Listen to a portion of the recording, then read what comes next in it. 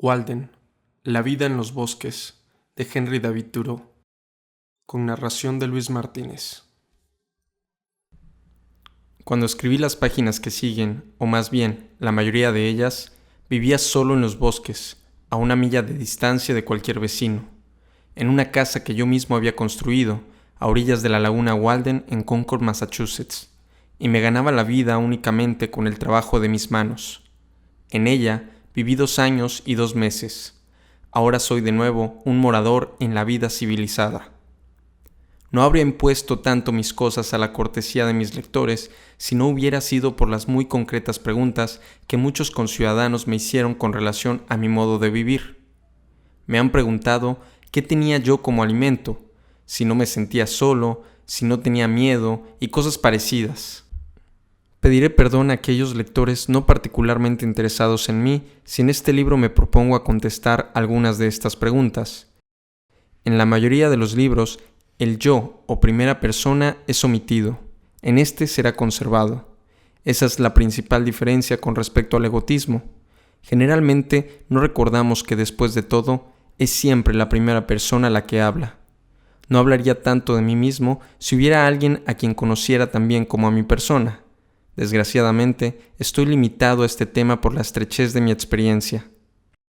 He viajado bastante por Concord, y en todas partes, en tiendas, oficinas y campos, los habitantes me han parecido estar haciendo penitencia en 1000 formas extraordinarias.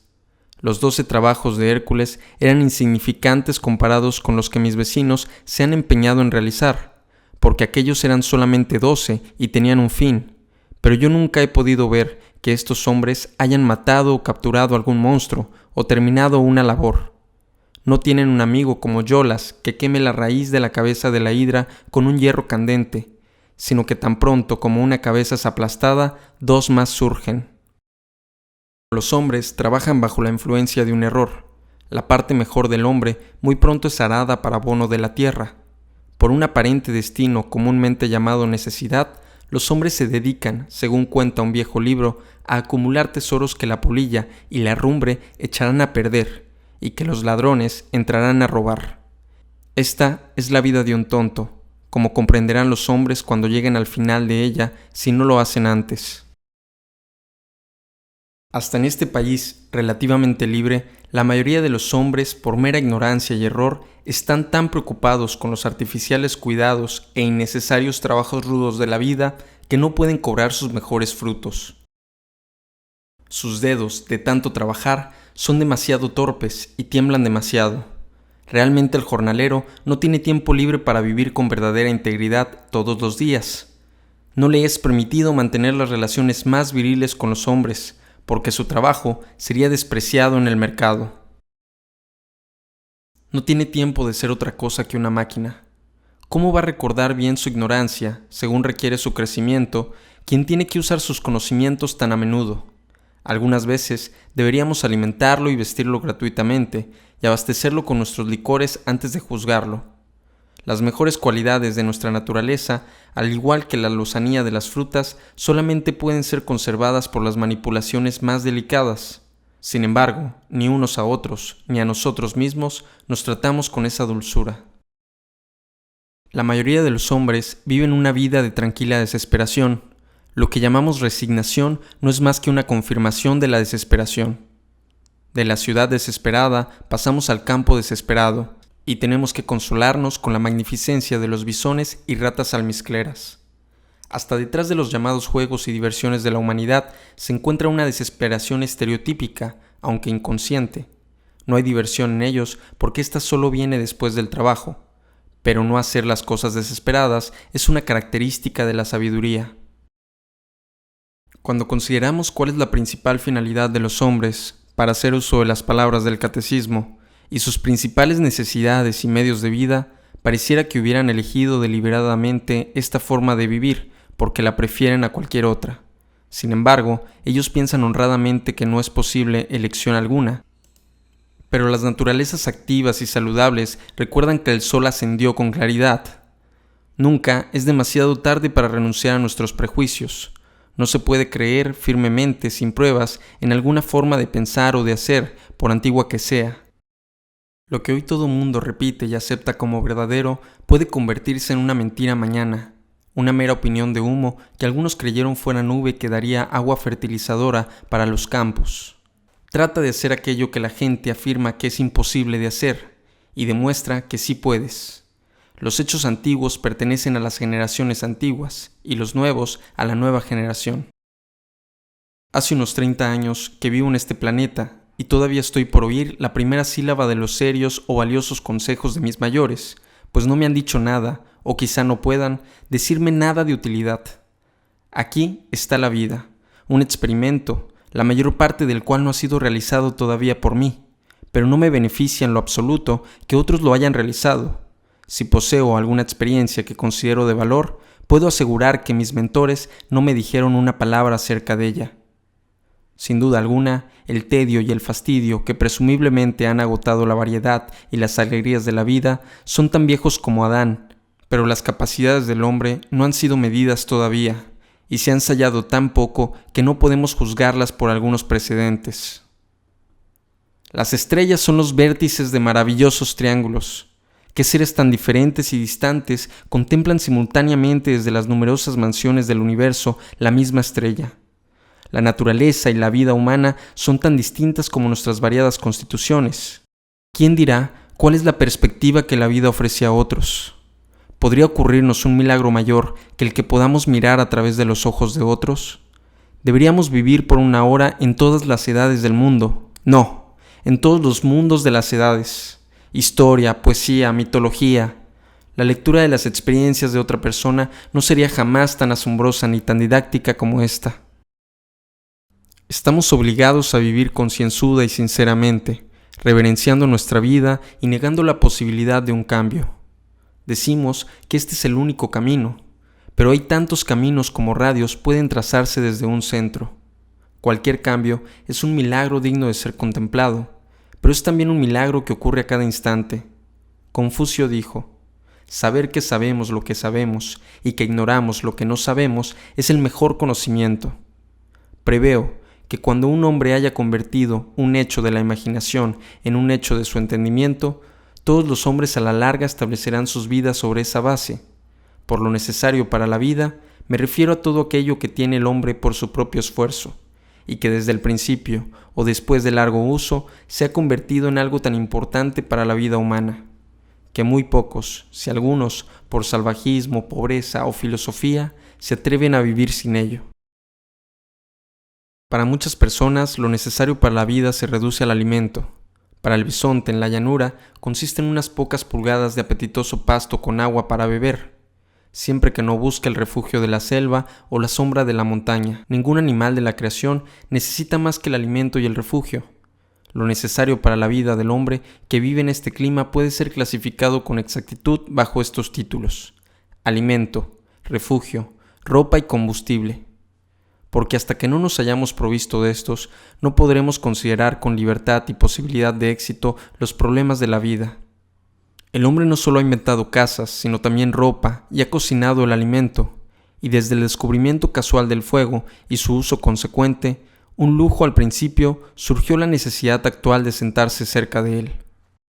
Nos es dado observar a perros y gatos que adquieren esa misma segunda naturaleza.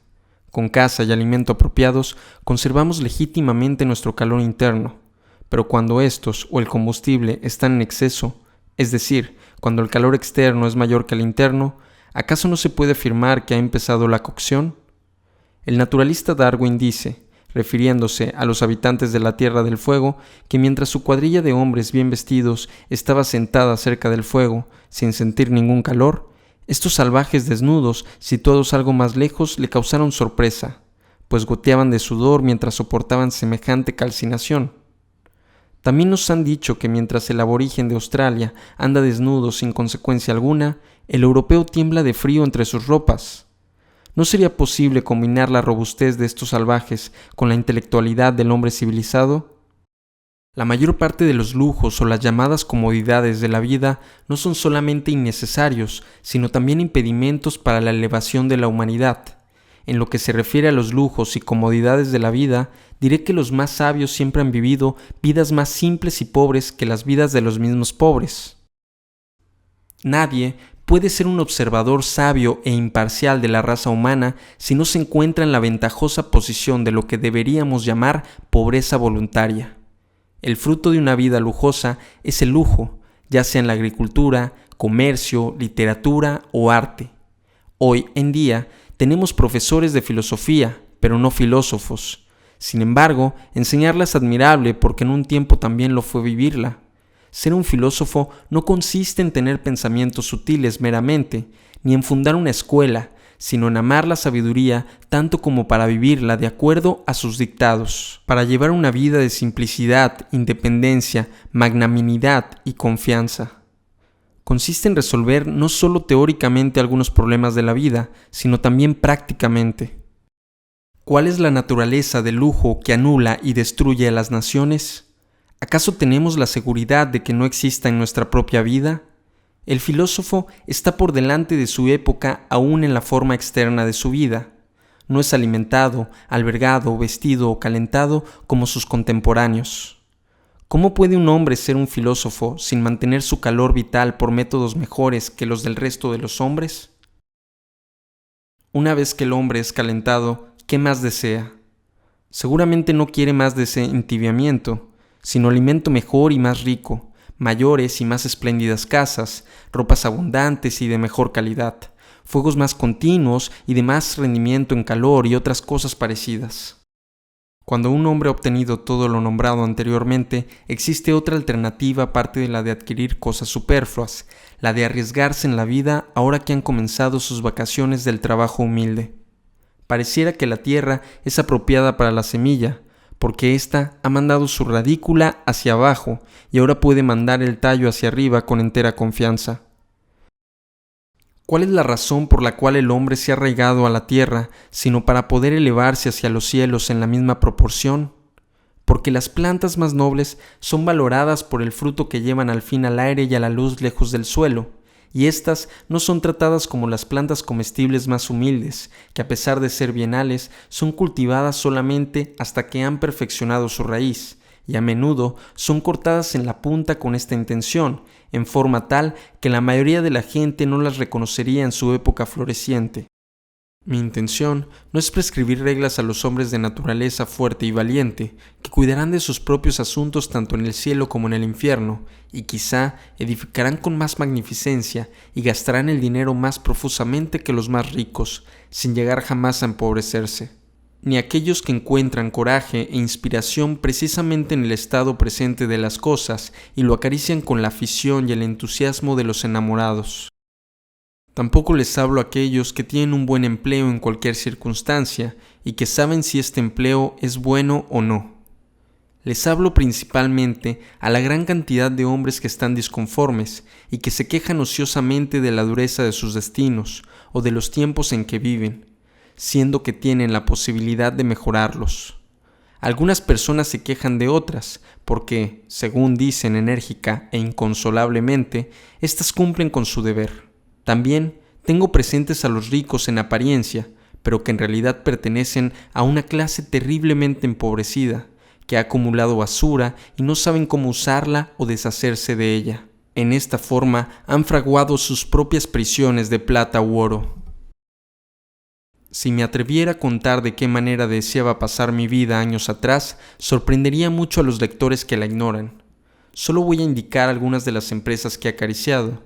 En cualquier época y en cualquier hora del día o de la noche, siempre he estado ansioso por mejorar la oportunidad que se me presentara y también por documentarla, por pararme sobre el encuentro de dos eternidades, el pasado y el futuro, que es precisamente el momento presente, por acatar esa regla. Me perdonarán sin duda algunos pasajes no muy claros, porque en mi oficio hay más secretos que en los que la mayoría de los hombres, pero estos secretos no son guardados intencionalmente por mí, sino que son inseparables de su naturaleza. Sería un placer para mí contar todo lo que sé acerca de ellos y no verme obligado a escribir en mi puerta prohibida la entrada. Podría anticiparse no solo a la salida del sol y la aurora, sino también, si fuera posible, a la misma naturaleza. ¿Cuántas mañanas en verano y en invierno, antes de que ningún vecino hubiera comenzado a preocuparse por sus tareas, yo ya estaba trabajando? Sin duda, muchos de mis conciudadanos me han encontrado a la vuelta de esta actividad. los chacareros que se encaminaban hacia Boston en el alba o los leñadores que se dirigían al trabajo. Es verdad que nunca ayudé materialmente a la salida del sol, pero el solo hecho de estar presente era de suma importancia para mí. Cuántos días de otoño y de invierno pasé en las afueras de la villa, tratando de oír lo que había en el viento, de escucharlo y manifestarlo prontamente. Casi naufragó en ello todo mi capital y perdí mi propia respiración en la empresa. Si hubiera ello concernido a alguno de los partidos políticos, pueden estar seguros de que habría aparecido en el periódico entre las noticias más importantes. Otras veces miraba desde el observatorio de algún árbol o roca para poder telegrafiar la noticia de la llegada de alguien, o esperaba al atardecer sobre la cima de una colina que el cielo se cayera y yo pudiera apoderarme de algo, aunque nunca me apoderé de mucho, y eso, al igual que el maná, se disolvía en el sol. Durante un largo tiempo fui cronista de un diario cuya circulación no era muy grande, y el editor hasta ahora no ha encontrado propicias para ser publicadas la mayoría de mis colaboraciones, y como ocurre generalmente a los escritores, solo obtuve dolores a cambio de mis esfuerzos. De todas formas, en este caso mis esfuerzos fueron su propia recompensa. Durante muchos años fui inspector, nombrado por mí mismo, de tormentas de lluvia y nieve, y cumplí fielmente con mi deber. Inspector no solo de caminos reales, sino de senderos del bosque y de los que cruzaban los terrenos, a los que mantenía abiertos y viables en todas las épocas del año. Las pisadas del público han dejado en ellos un testimonio de su utilidad. He cuidado el ganado salvaje de la villa, que saltando los cercos da mucho trabajo al pastor fiel, y he vigilado los pocos frecuentados escondrijos y rincones de las granjas, a pesar de no saber siempre si Jonás o Salomón trabajaban ese día en un campo determinado. Esa no era mi tarea. He regado la roja galluva, la cereza de los arenales y el almés, el pino colorado y el fresno negro, la vid blanca y la violeta amarilla, que en caso contrario podrían haberse marchitado en épocas de sequía. Para abreviar, diré que así seguí durante un largo tiempo ocupándome de mi trabajo escrupulosamente, y no lo digo con jactancia, hasta que fue evidente que mis conciudadanos no me admitirían en la lista de los funcionarios del pueblo, ni me ofrecerían un puesto con un sueldo moderado. La vida que los hombres elogian y consideran venturosa no es más que de una clase. ¿Por qué debemos exagerar el valor de una clase en perjuicio de otras? Viendo que mis conciudadanos no iban a ofrecerme ninguna sala en el juzgado, ni ningún curato o modo de ganarme la vida, sino que tendría que valerme por mí mismo, me volví más exclusivamente que nunca hacia los bosques, donde era mejor conocido. Decidí entrar en actividad enseguida, sin esperar adquirir el capital que debe reunirse, sino haciendo uso de los reducidos medios de los que yo disponía. Al dirigirme a la laguna Walden, no era mi intención vivir allí baratamente ni con lujos, sino despachar algunos negocios privados con el menor número de obstáculos. El verme impedido de llevarlos a cabo por falta de un poco de sentido común, de espíritu emprendedor y de talento comercial, me parecía no solo triste, sino tonto. Todas las mañanas eran una cariñosa invitación para hacer mi vida con igual sencillez, y puedo decir con igual inocencia que la misma naturaleza. He sido un adorador de la aurora, tan sincero como los griegos. Me levantaba temprano y me bañaba en la laguna. Era un ejercicio religioso y una de las mejores cosas que hacía. Dicen que en la bañera del rey Ching Tang estaban esculpidos caracteres que decían: «Renuévate completamente todos los días. Hazlo de nuevo y siempre de nuevo». Puedo comprenderlo. La mañana nos trae otra vez las épocas heroicas. Me afectaba tanto el desmayado zumbido de un mosquito dando su vuelta invisible e inimaginable por mi habitación en la temprana aurora, cuando yo estaba sentado por la puerta y ventanas abiertas como pudiera hacerlo cualquier trompeta que alguna vez cantó la fama. Era el requiem de Homero. Eran la Ilíada y la Odisea en el aire, cantando sus propias iras y deambulaciones. Había algo de cósmico en ello, un anuncio permanente del eterno vigor y fertilidad del mundo. El hombre que no cree que cada día contiene una hora más temprana, más sagrada y rosada que la que él ya ha profanado, ha desesperado de la vida y está avanzando por un camino descendente y oscuro. Luego de un paro parcial de su vida sensitiva, el alma de un hombre, o más bien sus órganos, se refortalecen cada día, y su genio de nuevo ensaya si puede hacer otra vida noble. Debiera decir que todos los sucesos memorables ocurren durante la mañana y en una atmósfera matutina. Debemos aprender a volvernos a despertar y a mantenernos despiertos, no con ayuda mecánica, sino por medio de una infinita espera de la aurora, que no nos abandone en nuestro sueño más profundo. No sé de un hecho que anime más que la incuestionable capacidad del hombre para elevar su vida gracias a un esfuerzo consciente. Es algo poder pintar un cuadro o esculpir una estatua y de esa forma hacer bellos unos pocos objetos. Pero mucho más glorioso es esculpir y pintar la atmósfera a través de la cual miramos, cosa que podemos realizar moralmente. La más elevada de las artes consiste en alterar la calidad del día. Todo hombre tiene como tarea hacer su vida digna, hasta en sus menores detalles, de la contemplación de su hora más elevada y crítica. Si rechazáramos o agotáramos una información tan mezquina como la que recibimos, los oráculos nos informarían claramente acerca de cómo podría hacerse esto.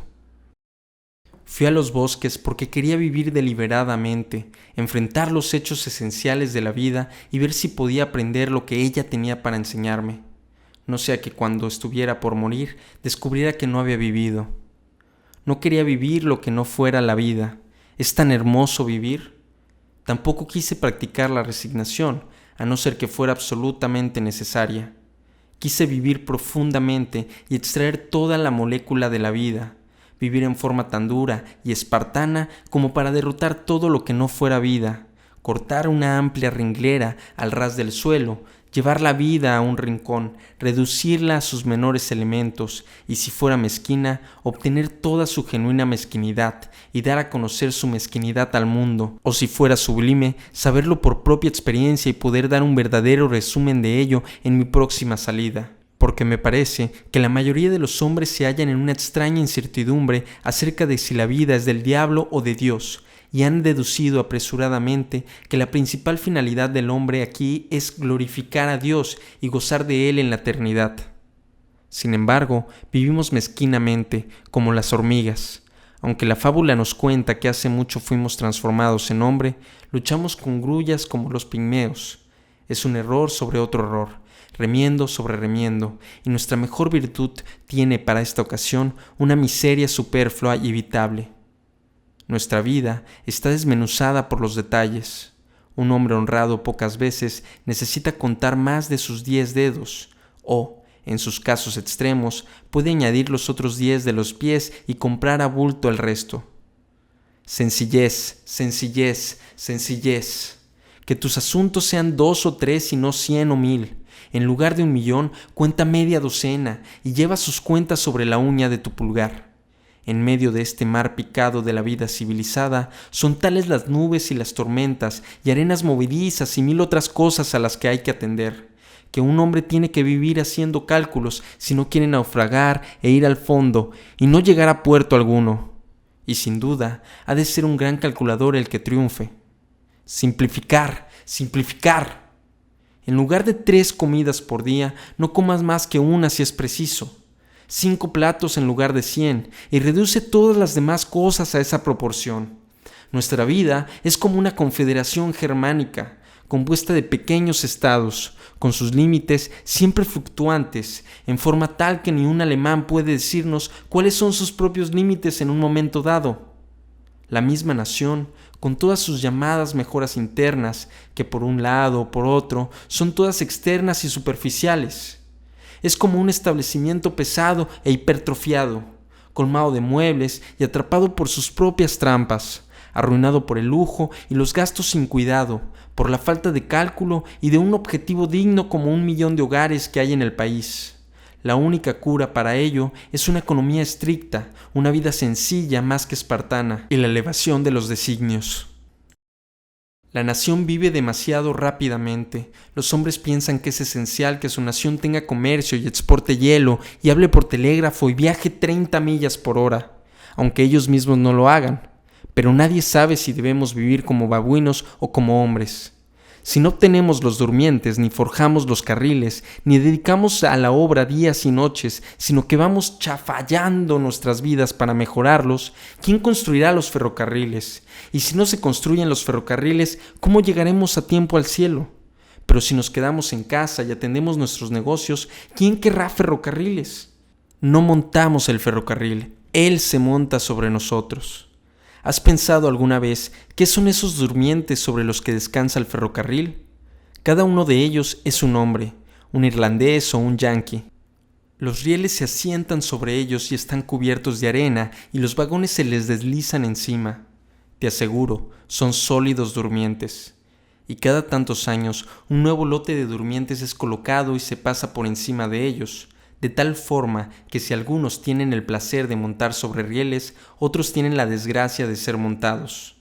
Y cuando los trenes corren sobre un hombre que está paseando en su sueño, un durmiente supernumerario en posición errónea, y lo despiertan, de repente detienen los vagones y gritan como si se tratara de algo excepcional. Estoy contento de saber que cada 5 millas se emplea una cuadrilla de hombres para mantener a la misma altura a los durmientes en sus lechos, porque es un signo de que pueden levantarse de nuevo alguna vez. ¿Por qué debemos vivir con semejante apresuramiento y desperdicio de la vida? Estamos decididos a morir de hambre antes que tener hambre.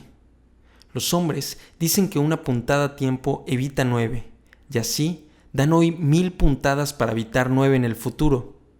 En cuanto al trabajo, no tenemos ninguno de importancia. Padecemos el baile de San Vito, y nos es imposible tener quietas nuestras cabezas.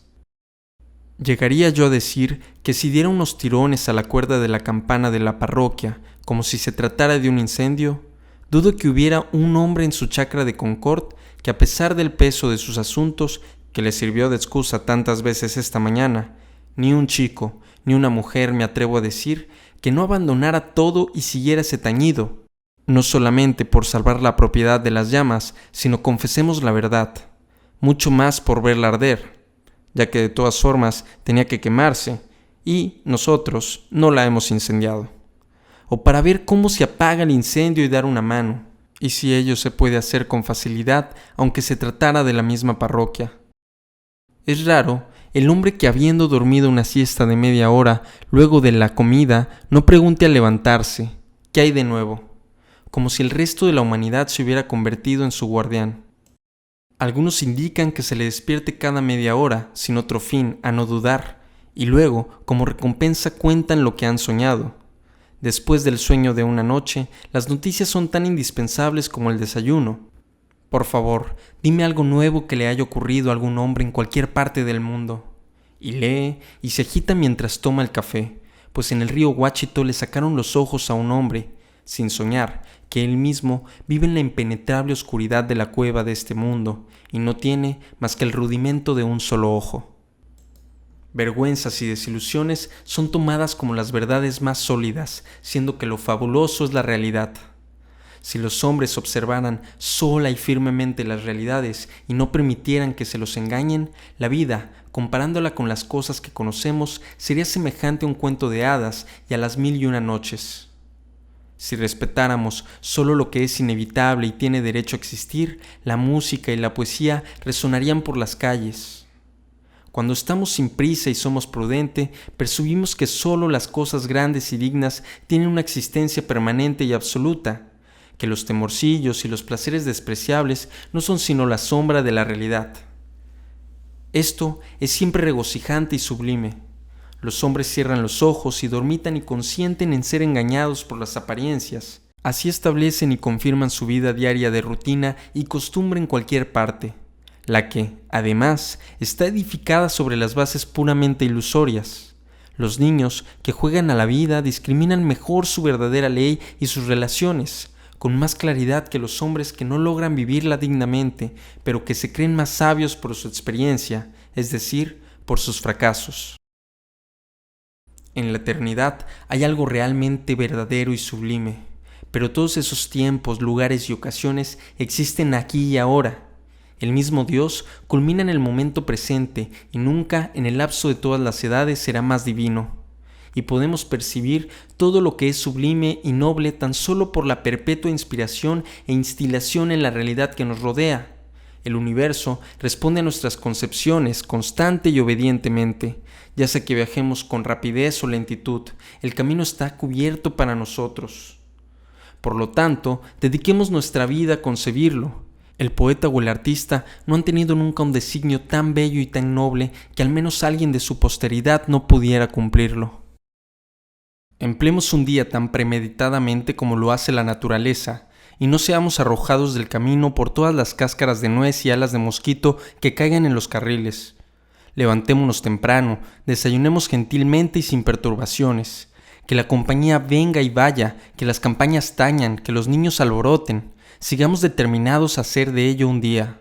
¿Por qué habríamos de someternos y seguir con la corriente? Si uno se enfrenta cara a cara con un hecho, verá brillar el sol en sus dos superficies, como si fuera un alfanje, y sentirá su suave filo dividiéndole por el corazón y la médula, y así usted concluirá felizmente su mortal carrera. Sea ella de vida o muerte, solo anhelamos la realidad. Si estamos muriéndonos realmente, que oigamos el estertor en nuestra garganta y sintamos frío en las extremidades. Si estamos vivos, ocupémonos de nuestros asuntos. El tiempo solo es el río en el que voy a pescar. Bebo en él, pero mientras bebo, veo el lecho arenoso y descubro cuán superficial es. Su fina corriente se desliza a lo lejos, pero la eternidad permanece. Yo bebería más profundamente. Pescaría en el cielo, cuyo suelo está tachonado de estrellas. No puedo contar una sola. No sé ni siquiera la primera letra del alfabeto. Siempre he deplorado no ser tan sabio como lo era el día en que nací. La inteligencia es un hendedor. Discierne y se abre su camino en el secreto de las cosas. No deseo estar con mis manos más ocupadas de lo necesario. Mi cabeza es manos y pies. Siento concentradas en ella mis mejores facultades. Mi instinto me dice que mi cabeza es un órgano cavador, como los hocicos y garras anteriores de algunos animales, y con ella yo minaría y hondaría mi camino a través de las colinas. Creo que la vena más rica se halla por algún sitio en estos alrededores, así lo juro por mi varita de saurí y los finos vapores que se elevan, y aquí comenzaré a cavar. Con un poco más de meditación en la elección de sus fines, todos los hombres serían quizá esencialmente observadores y estudiosos, porque sin lugar a dudas su naturaleza y destino son igualmente interesantes para todos ellos. Acumulando propiedad para nosotros o nuestra posteridad, fundando una familia o una hacienda, o hasta adquiriendo fama, somos mortales. Pero cuando tratamos con la verdad, somos inmortales y no debemos temer ningún cambio o accidente. Mi residencia era más adecuada que una universidad, no solo para la reflexión, sino para la lectura seria, y aunque me hallaba más allá del alcance de la biblioteca ambulante, estaba más que nunca dentro de la influencia de esos libros que circulan por todo el mundo, cuyas frases fueron primeramente escritas en cortezas de árboles y que ahora no son sino copiadas de tiempo en tiempo en papel de hilo. Los libros son la riqueza atesorada del mundo y la adecuada herencia de generaciones y naciones. Los libros más viejos y mejores están natural y debidamente en los estantes de cada casa de campo. Ellos no tienen una causa propia por la cual abogar, pero mientras iluminen y sustenten al lector, el sentido común de éste no los rechazará. Sus autores son la aristocracia natural e irresistible de cualquier sociedad y ejercen en la humanidad una influencia mayor que la de los reyes o emperadores. Cuando un ignorante y quizá despreciativo comerciante ha obtenido con riesgo y trabajo su anhelada independencia y tiempo libre, y es admitido en los círculos de la riqueza y la moda, al final se vuelve variablemente hacia aquellos aún más elevados, pero inaccesibles círculos de la inteligencia y el genio, y se torna sensible a las imperfecciones de su cultura y a la vanidad e insuficiencia de sus riquezas.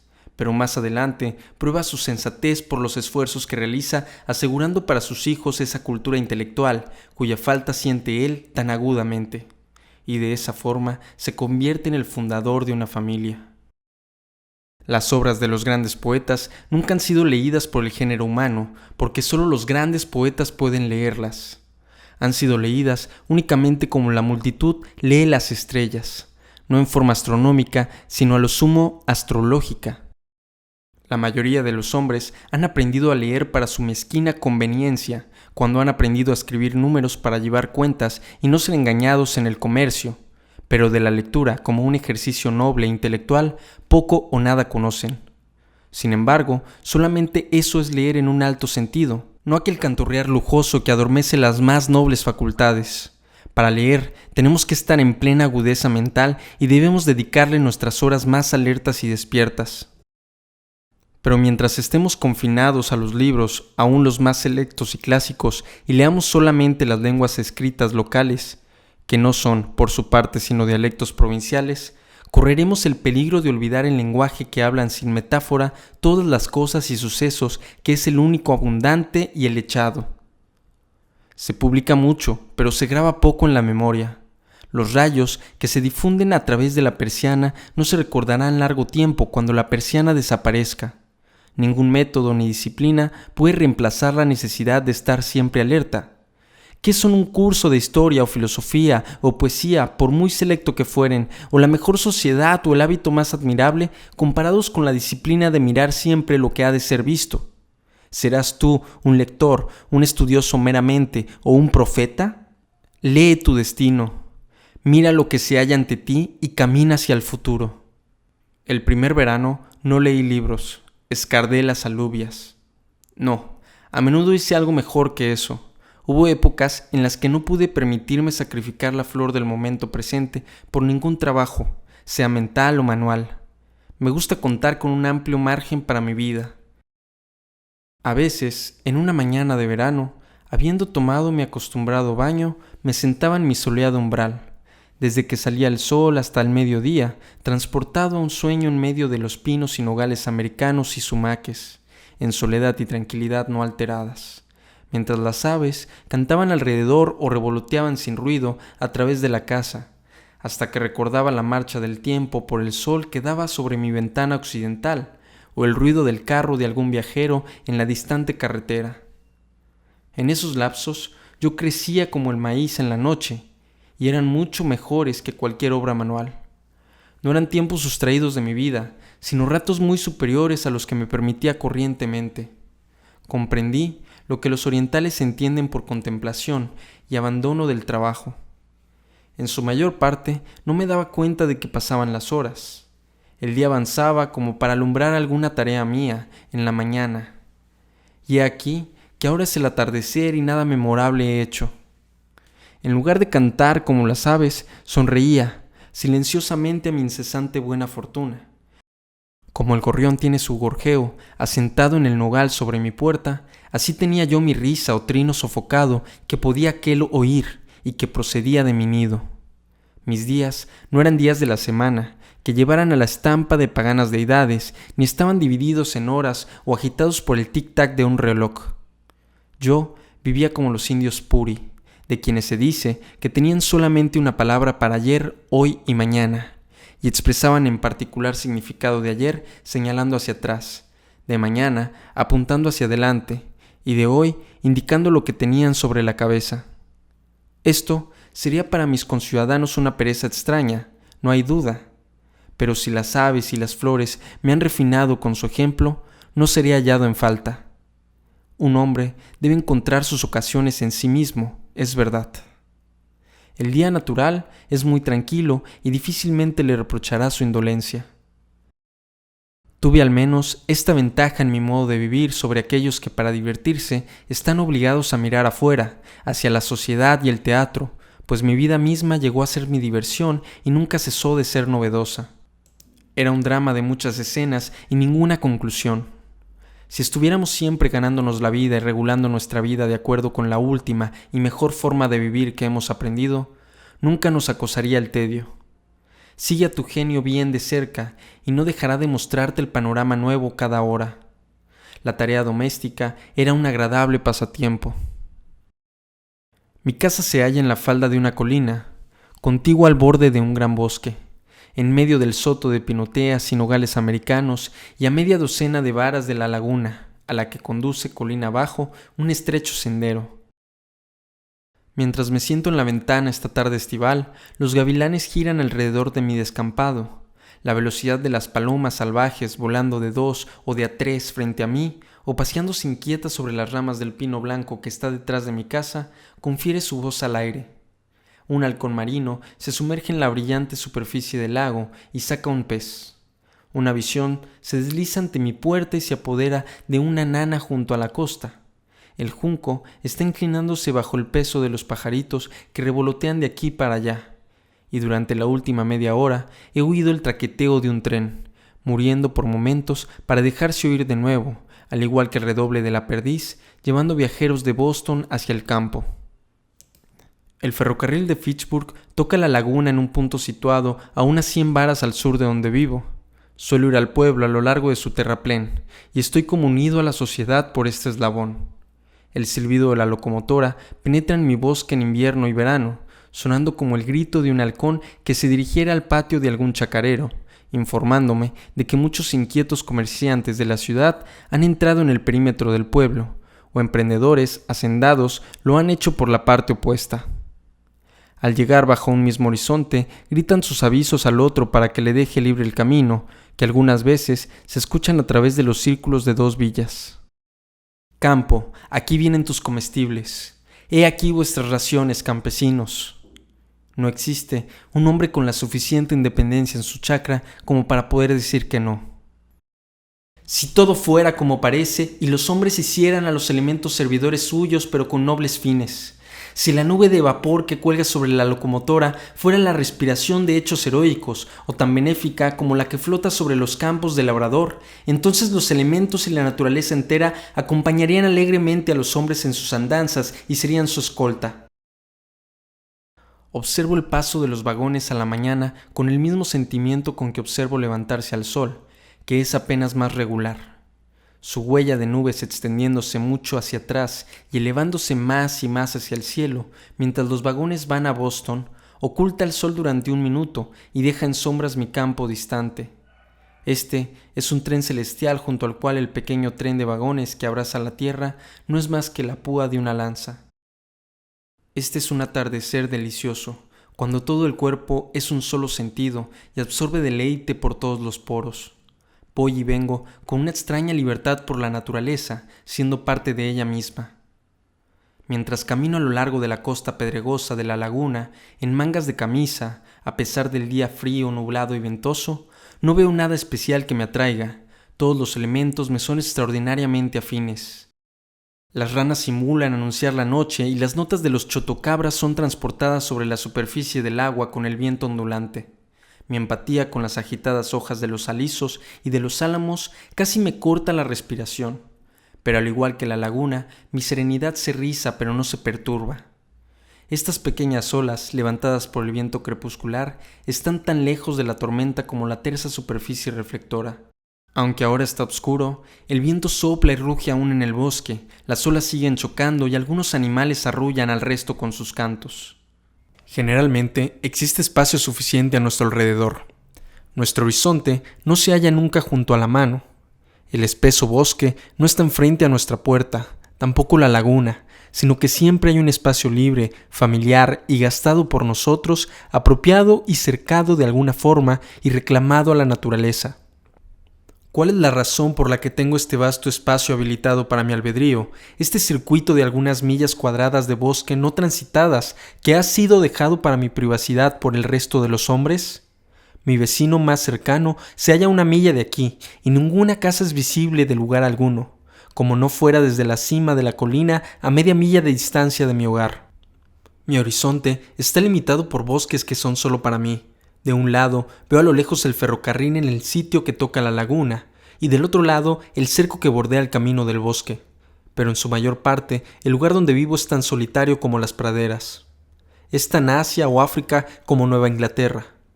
Es como si tuviera mi propio sol, mi propia luna y estrellas, y un pequeño mundo entero para mí.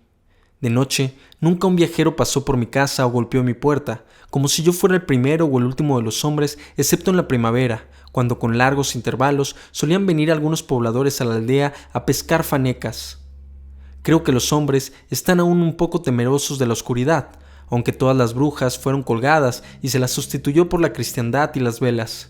Sin embargo, experimenté algunas veces que la sociedad más dulce y tierna, la más inocente y alentadora, puede hallarse en cualquier objeto natural, y esto es válido hasta para el pobre misántropo y para el hombre más melancólico.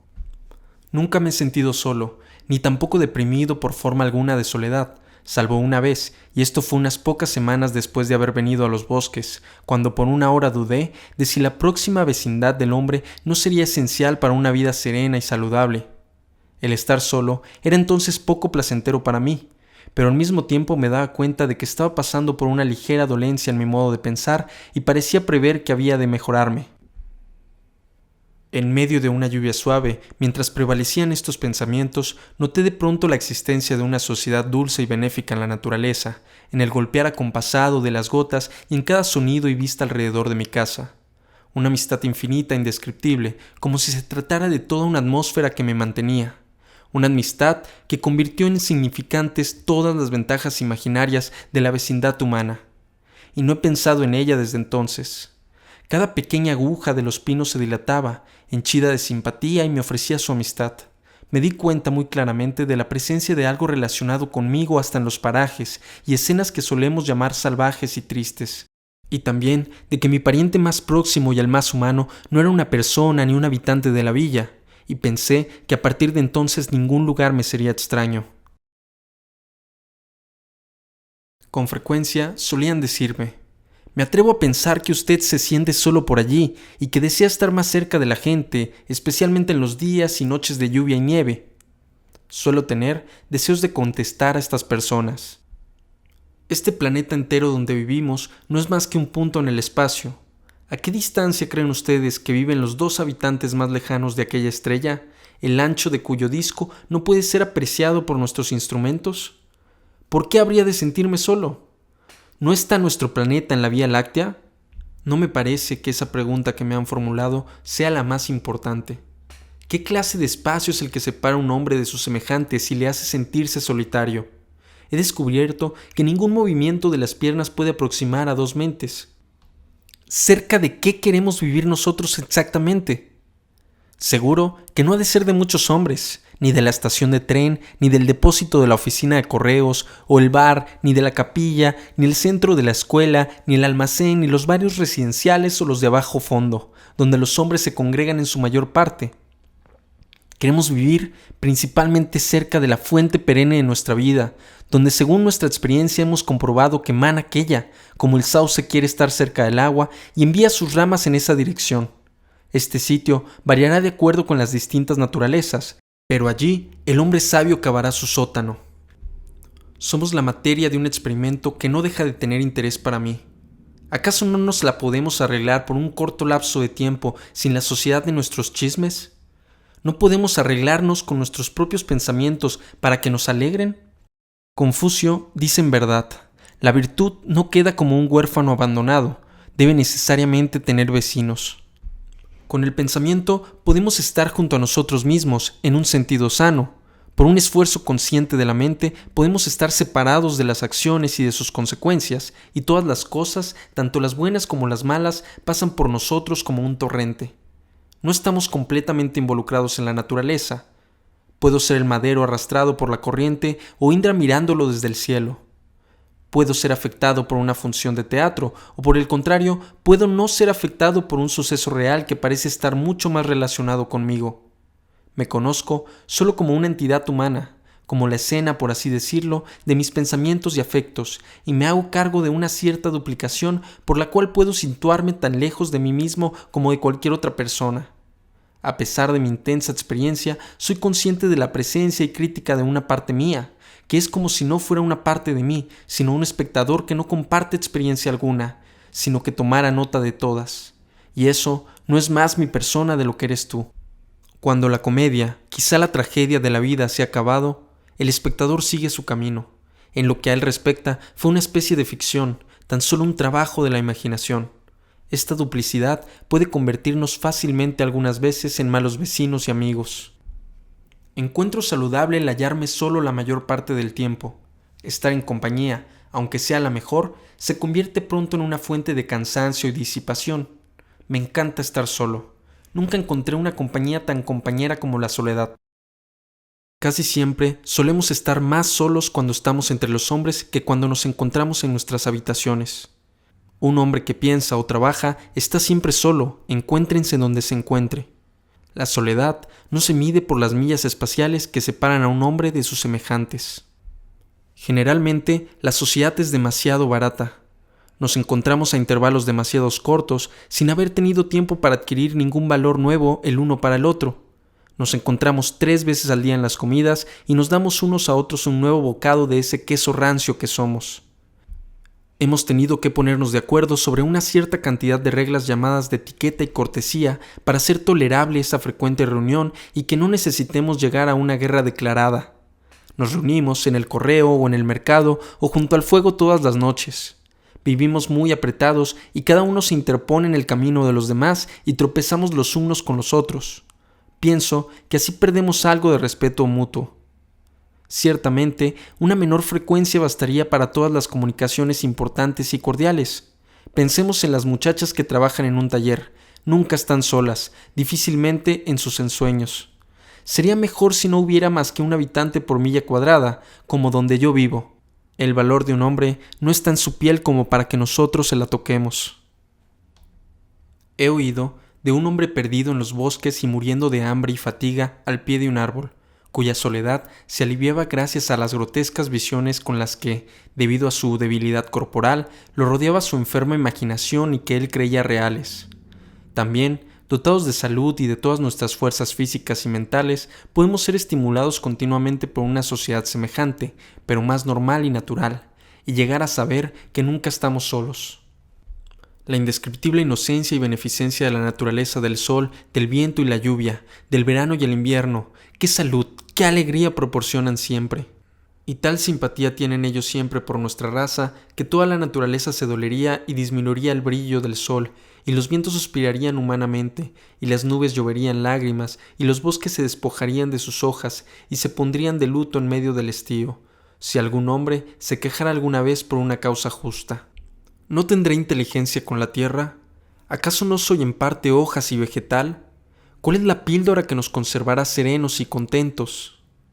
No la de mi bisabuelo ni la del tuyo, sino las vegetales y botánicas medicinas universales de la naturaleza, nuestra bisabuela, con las cuales ésta se ha conservado siempre joven, ha sobrevivido en su día a tanto longevos y ha alimentado su salud con una marchita fertilidad. En lugar de esas redomas de curanderos con sus mixturas extraídas del río Queronte y del mar Muerto, que salen de sus largas carretas semejantes a goletas negras que a veces nos parecen fabricadas para llevar frascos. Mi panacea sería recibir una corriente de puro aire matutino, aire de la mañana. Si los hombres no beben de él en el manantial del día, ¿por qué entonces debemos embotellar algo de ese aire y venderlo en los comercios en beneficio de aquellos que han perdido su billete de suscripción al tiempo matutino en este mundo? Creo que amo la sociedad tanto como la mayoría de las personas y estoy suficientemente preparado para prenderme, al igual que una sanguijuela, a cualquier hombre pretórico que haya en mi camino.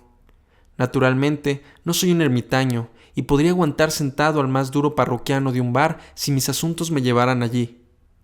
En mi casa tenía 3 sillas, una para la soledad, 2 para la amistad, 3 para la sociedad. Cuando inesperadamente venía un gran número de visitantes, solo estaba la tercera silla para todos ellos, pero por lo general economizaban espacio quedándose de pie. Sorprende saber a cuántos grandes hombres y mujeres puede contener una pequeña casa. He tenido bajo mi techo, en forma simultánea, a 25 o 30 almas juntas con sus cuerpos, y sin embargo, a menudo nos hemos separado sin darnos cuenta de que habíamos estado cerca los unos de los otros.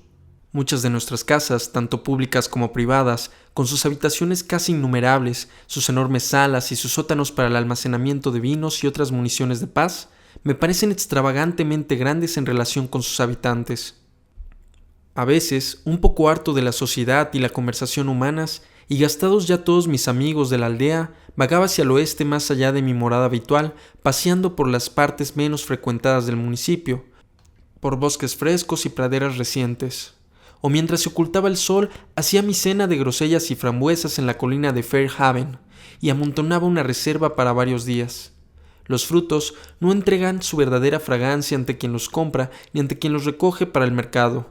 Solo hay un medio de conseguir ese aroma, pero pocos emprenden esa vía. Si se quiere conocer el sabor de las grosellas, hay que preguntárselo al recero o la perdiz. Es un vulgar error suponer que uno ha gustado unas grosellas que nunca recogió por sí mismo. El paisaje de Walden es de escala humilde y aunque muy hermoso, no da la sensación de grandeza ni puede interesar mucho a quien no lo ha frecuentado largo tiempo o vivido en su ribera. Pero esta laguna es tan notable por su profundidad y pureza que merece una descripción especial.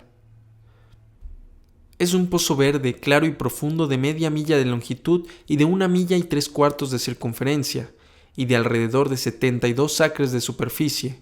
Un manantial perpetuo entre pinares y robledales, sin ninguna entrada o salida de otros elementos, exceptuando las nubes y la evaporación. Las colinas circundantes se levantan abruptamente del agua hasta 40 u 80 pies. Esos oteros están cubiertos de bosques en su totalidad. Nuestras aguas de Concord se reducen finalmente a 2 colores, uno visto desde la distancia y el otro más preciso desde cerca. El primero depende más de la luz e imita al cielo. Con una atmósfera clara, durante el verano esas aguas parecen azules a pequeña distancia, especialmente si se mueven, y a gran distancia todas parecen iguales. En tiempos tempestuosos, las aguas son a veces de color pizarra oscura. Las lagunas de White y Walden son grandes cristales en la faz de la tierra, lagos de luz. Si estuvieran siempre heladas y fueran lo bastante chicas para poder ser empuñadas, serían probablemente transportadas por esclavos a fin de adornar, como piedras preciosas, las frentes de los emperadores. Pero como son líquidas y extensas y están sujetas por una eternidad a nosotros y a nuestros herederos, no las apreciamos y corremos, en cambio, tras el diamante de Koh-i-Noor. Son demasiado virginales para tener un valor en el mercado. No contienen dinero alguno. Cuánto más bellas son ellas que nuestras vidas, cuánto más transparentes que nuestros caracteres. Jamás hemos aprendido en ellas bajeza alguna.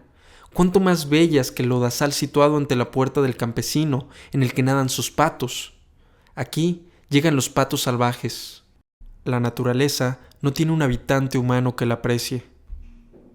Las aves, con sus melodías y su plumaje, armonizan con las flores.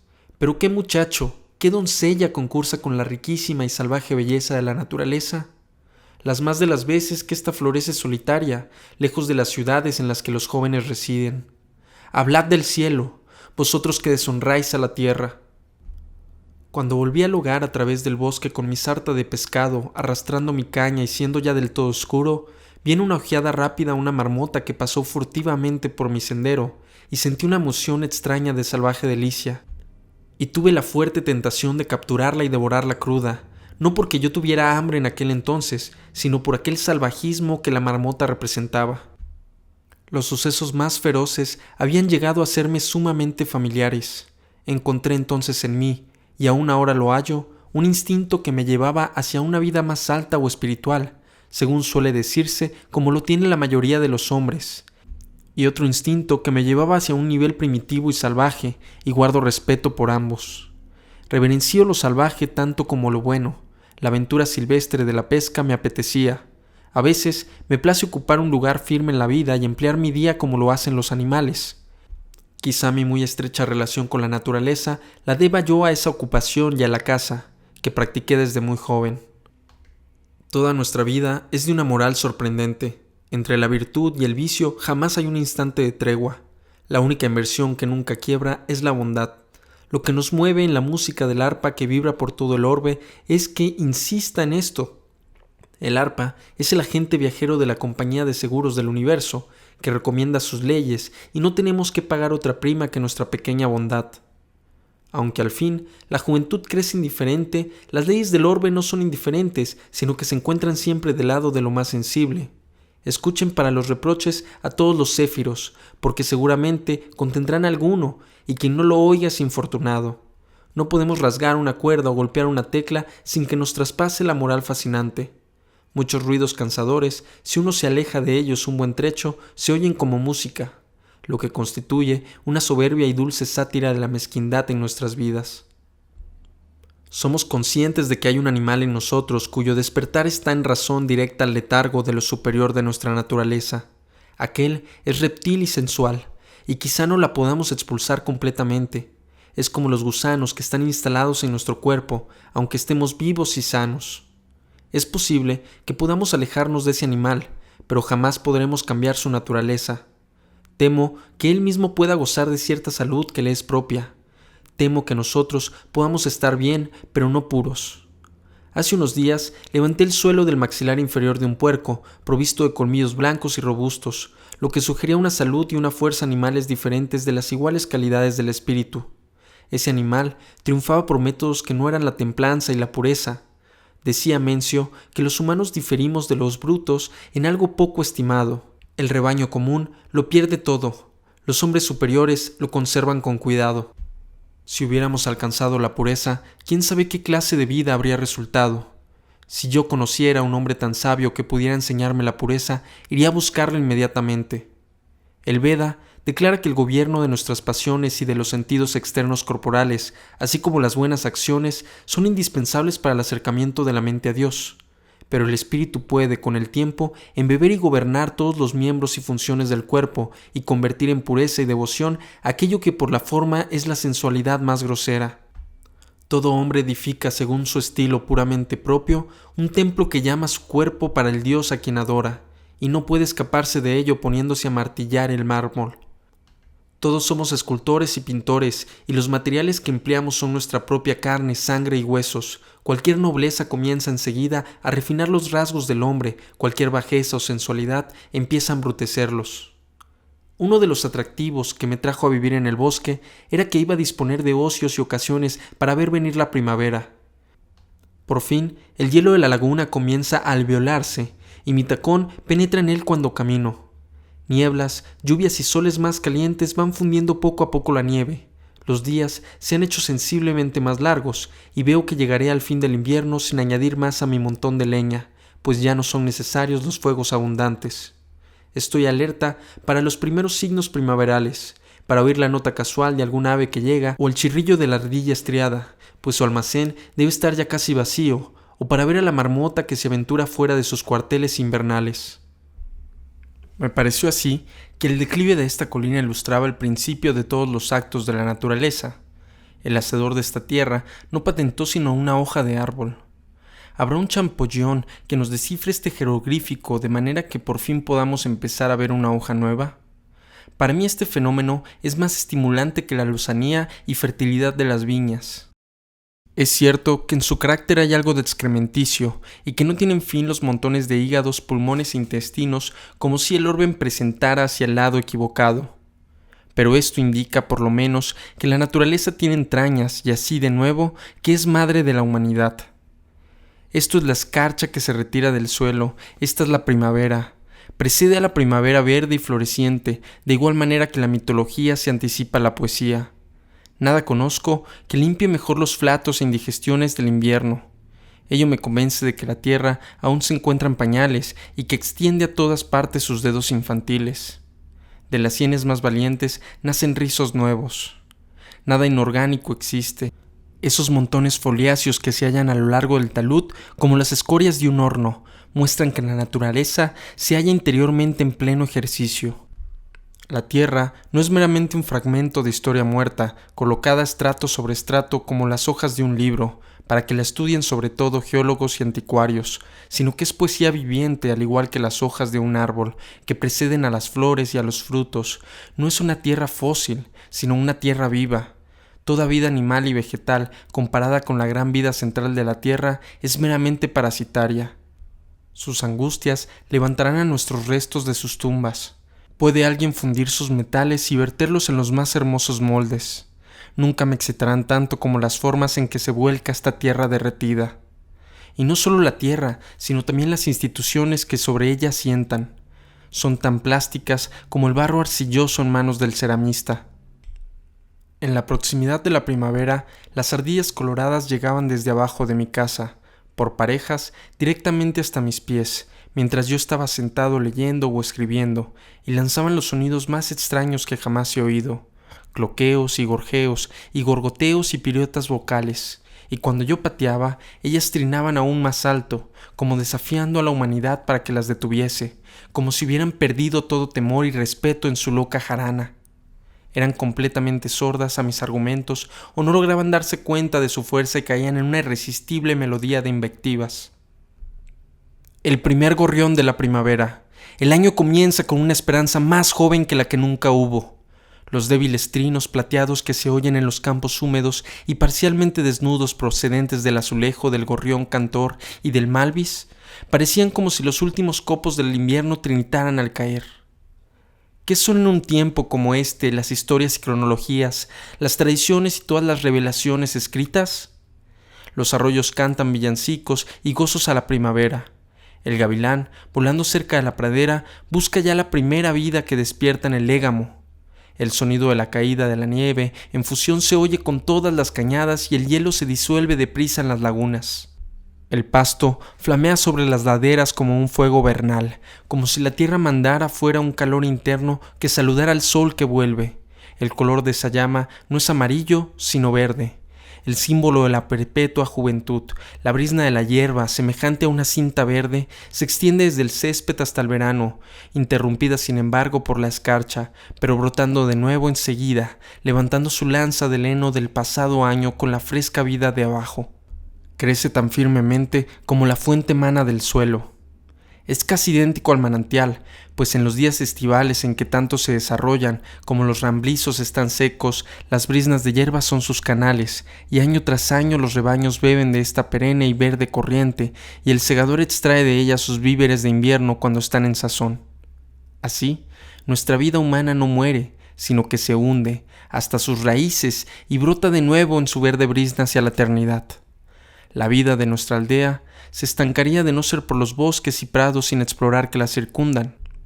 Necesitamos el tónico de la rusticidad, a veces caminar por marjales donde acechan el alcaraván y la sora y oír el zumbido de la agachadiza, oír el susurro de la enea en la que solamente labra su nido algún ave más salvaje y solitaria y el bisón se arrastra con su abdomen muy cercano a la tierra.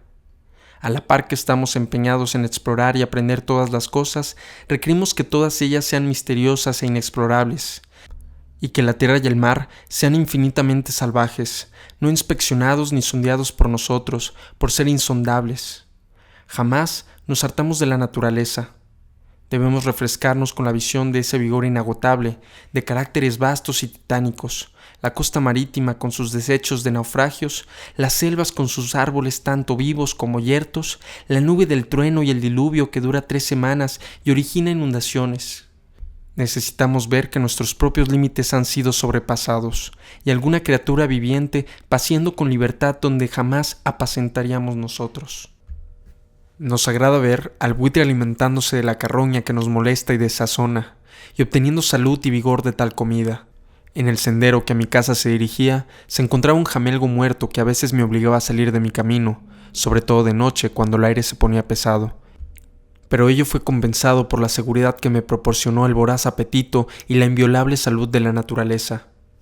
Me gusta ver que la naturaleza esté tan plena de vida como para permitirse que miles de criaturas sean sacrificadas y sufrir que se devoren las unas a las otras, que tiernas organizaciones puedan ser tranquilamente eliminadas de la existencia, aplastadas como la pulpa, como los renacuajos son zampados por las garzas, o las tortugas y los sapos reventados en el camino, y que a veces ello haya hecho llover carne y sangre.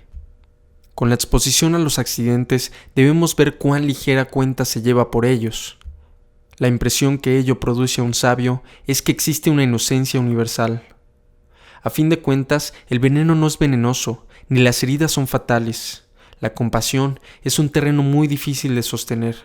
Ha de ser expeditiva y sus alegatos no toleran volverse estereotipados.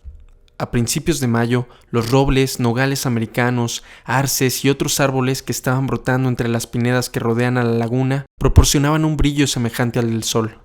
Especialmente en los días nublados, como si el sol estuviera quebrando las brumas y brillando suavemente en las laderas aquí y allá. Y así, las estaciones van rodando hacia el estío como si uno paseara entre yerbales cada vez más altos. Abandoné el bosque por una razón tan potente como aquella que me llevó a él.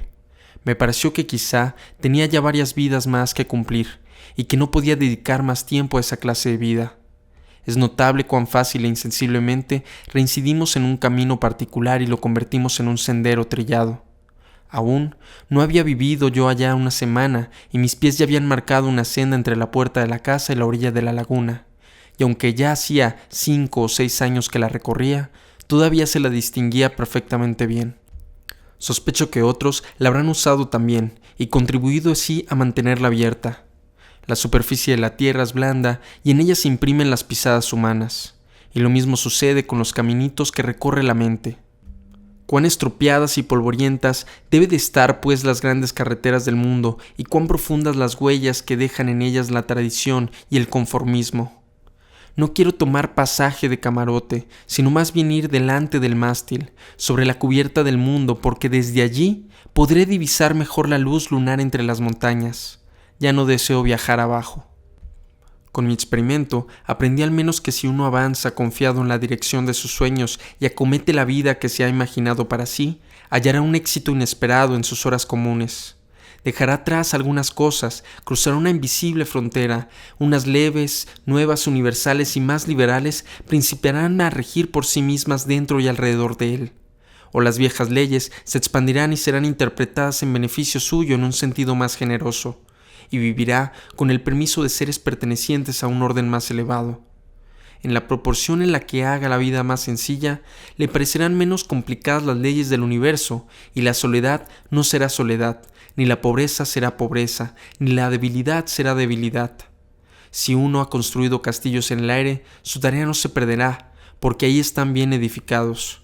Que tan solo ponga ahora los cimientos bajo esos castillos. ¿Por qué hemos de tener una prisa tan grande en triunfar y en empresas tan desesperadas? Si un hombre no marcha al igual paso que sus compañeros, puede que eso se deba a que escuche un tambor diferente, que camine al ritmo de la música que oye, aunque sea lenta y remota. No importa que madure con la rapidez del manzano o del roble, ¿cambiará él su primavera en estío? Si todavía no existe la coyuntura entre las cosas para que las fuimos criados, ¿con qué realidad las reemplazaríamos? No debemos encallar en una realidad hueca. ¿Construiremos acaso, con trabajo, un cielo de vidrio azul sobre nosotros para que cuando esté hecho nos afanemos en contemplar más lejos y arriba el verdadero cielo como si no existiera el anterior? Por menguada que sea tu vida, enfréntala y vívela. No la esquives ni le apliques rudos apelativos. Ella no es tan mala como tú.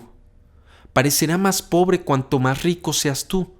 Aún en el paraíso hallará faltas el más crítico. Ama tu vida, por pobre que sea. Puedes tener horas agradables, emocionantes y gloriosas hasta en un asilo. El sol poniente se refleja en las ventanas de un hospicio con igual brillo que en la mansión del hombre opulento. En la primavera, la nieve se funde ante su puerta tan pronto como en otras partes. Un alma reposada puede vivir ahí tan contenta y tener pensamientos tan agradables como en un palacio. Con frecuencia, me parece que los pobres de la villa viven una vida más independiente que cualquier otra persona. Quizá son sencillamente lo bastante grandes para recibir sin desconfianza. Cultiva la pobreza como una hierba de jardín, como la salvia.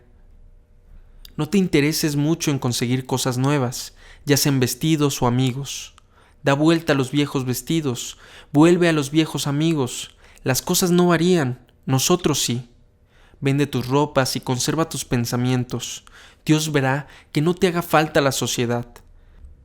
Si yo estuviera confinado en el rincón de una buhardilla de por vida, igual que una araña, el mundo sería para mí exactamente tan grande como antes, mientras mantuviera mis pensamientos conmigo. Dijo el filósofo: se puede capturar al general de un ejército de 3 divisiones y desbandarlo, pero no se le puede quitar sus pensamientos ni siquiera al hombre más abyecto y vulgar. No busques tan ansiosamente desarrollarte ni someterte a muchos influjos. Todo eso es disipación. La humildad, como la oscuridad, revela las luces del cielo. Las sombras de la pobreza y de la miseria se acumulan a nuestro alrededor. ¡Y qué maravilla! La creación se ensancha ante nuestros ojos. Recordemos a menudo que si se nos confiriera la riqueza de Creso, nuestros objetivos deberían ser los mismos y nuestros medios idénticos en esencia. Si además la pobreza restringe tu actuación, si por ejemplo no puedes comprar libros ni periódicos, te limitarás a las experiencias de mayor significación y más vitales. Ello te obligará a ocuparte del material que rinde más azúcar y más almidón. La vida más dulce es la que está más próxima a los huesos. No podrás ser una persona frívola. Nada pierde el hombre en un nivel inferior por su grandeza en un nivel superior. Con riqueza superflua no se puede comprar sino cosas superfluas. No hace falta dinero para cosa alguna necesaria para el alma. Antes que el amor, el dinero y la reputación, denme la verdad. Me senté a una mesa en la que había sabrosos manjares, vino abundante y cuidadosa atención, pero donde faltaban la sinceridad y la verdad, y me escapé con hambre de aquel ágape poco hospitalario. La hospitalidad era tan glacial como el hielo. Me pareció que no hacía falta allí hielo alguno para congelar a los comensales.